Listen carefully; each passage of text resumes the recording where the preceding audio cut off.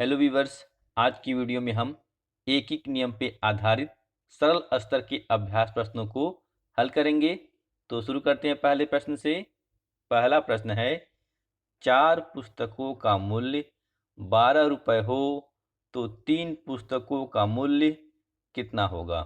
क्योंकि यहाँ हमें 4 पुस्तकों का मूल्य दिया हुआ है और 3 पुस्तकों का मूल्य पूछा जा रहा है, तो हमें सबसे पहले एक पुस्तक का मूल्य निकालना होगा।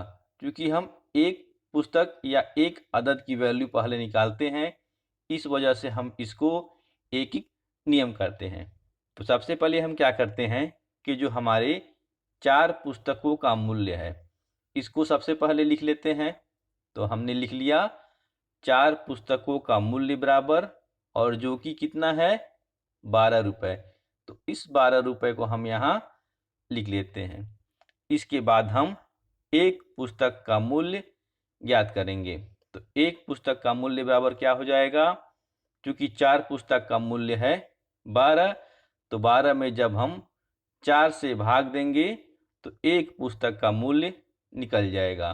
तो इसको हम कैसे लिख सकते हैं, 12/4। 12/4 का मतलब होता है 12 में हमें 4 से भाग देना है। तो जब हम 12 में 4 से भाग देंगे तो 12 हमारा 4 से कटेगा तो हमारा होगा 3, और 4 जब हमारा 4 से कटेगा तो ये होगा 1। तो इसको हम काट करके 12 के जगह पे 3 लिख देते हैं, और 4 को जब हम 4 से काटेंगे तो हमें क्या मिलेगा, 1। तो यहाँ हमारा क्या आया, 3/1। क्योंकि हर में हमारा 1 है तो इस 1 को हम नहीं लिखते हैं, और बराबर में हम क्या अब लिख देंगे, केवल अंश का 3। यानी कि एक पुस्तक का मूल्य हमारा कितना आ गया, 3 रुपये। जब हम एक पुस्तक का मूल्य ज्ञात कर लिए तो अब हम 3 पुस्तक का मूल्य आसानी से ज्ञात कर सकते हैं। तो अब हम क्या लिखते हैं, 3 पुस्तक का मूल्य बराबर। अब चूंकि हमें 3 पुस्तक का मूल्य निकालना है तो हम यहाँ क्या लिखेंगे, 3, और गुणा करेंगे एक पुस्तक के मूल्य यानी कि 3 से। तो हम यहाँ लिख देते हैं गुणे 3। तो जब हम 3 में 3 से गुणा करते हैं तो हमें क्या मिलता है, 9। 3 तिरिके 9। तो हम बराबर दे के क्या लिख देंगे, 9 रुपये। यानी कि जो हमारा प्रश्न था कि 3 पुस्तकों का मूल्य कितना होगा, तो इसका हम उत्तर क्या लिखेंगे, 9 रुपये। आइए एक और उदाहरण से समझने की कोशिश करते हैं।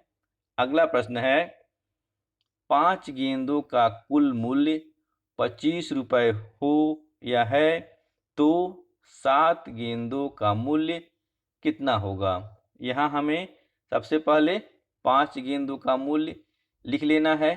तो हम लिखेंगे 5 गेंदों का मूल्य बराबर, जो कि कितना है, 25 रुपये है। तो इस 25 रुपये को हम यहाँ लिख लेते हैं। इसके बाद हम एक गेंद का मूल्य निकालेंगे। तो हम लिखते हैं एक गेंद का मूल्य बराबर, अब चूंकि 5 गेंदों का मूल्य हमारा 25 था, तो 25 में जब हम 5 से भाग देंगे तो एक गेंद का हमारा मूल्य निकल जाएगा। तो हम वैसे ही लिखते हैं 25/5। अब 25/5 हमने यहाँ लिख दिया। तो अब हम ऐसी संख्या से काटेंगे जो कि दोनों को पूरी पूरी काट दे। तो यहाँ हम देखें तो 5 से हमारा 5 भी कट जाएगा और 5 से हमारा 25 भी पूरा पूरा कट जाएगा। इसलिए हम क्या करते हैं, 5 से दोनों संख्याओं को काटेंगे। तो 25 को जब हम 5 से काटते हैं तो हमें भागफल क्या मिलता है, 5। तो इस 5 को हम ऊपर लिख देंगे। वैसे ही जब हम हर वाले 5 को 5 से काटे तो हमें क्या मिलेगा, 1। तो हम हर के स्थान पे अब 1 लिख देते हैं। तो इस प्रकार हमारा क्या आया, 5/1। अब चूंकि यहाँ नीचे हमारा हर में 1 है तो इस 1 को लिखना जरूरी नहीं है।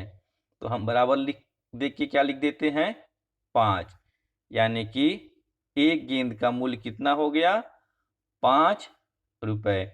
और हमें ज्ञात करना है 7 गेंदों का मूल्य।